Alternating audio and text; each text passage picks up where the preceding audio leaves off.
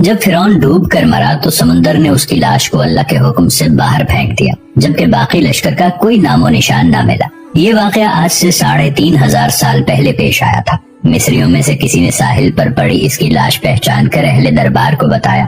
فرعون کی لاش کو محل پہنچایا گیا۔ درباریوں نے مسالہ لگا کر اسے پورے شان اور احترام سے تابوت میں رکھ کر محفوظ کر لیا۔ قنوت کرنے کے عمل کے دوران ایک غلطی ہو گئی۔ فرعون جس سمندر میں ڈوب کر مرا تھا تو مرنے کے بعد کچھ عرصے تک پانی میں رہنے کی وجہ سے اس کے جسم پر سمندری نمکیات کی ایک تہ جمی رہ گئی تھی۔ مصریوں نے اس کی لاش میں نمکیات کی وہ تہ اسی طرح رہنے دی اور اسے اسی طرح ہنوت کر دیا۔ وقت گزرتا گیا، زمین اور آسمان نے بہت سے انقلاب دیکھے جن کی گرد کے نیچے سب کچھ چھپ گئے، یہاں تک کہ فرعون کی ہنوت شدہ لاش بھی زمین کی تہوں میں چھپ گئی۔ ان کے نام صرف کتابوں، ان کی تعمیرات اور لوگوں کے ذہنوں میں رہ گئے۔ اس واقعے کے 2000 سال بعد اس دنیا میں اللہ کے آخری نبی حضرت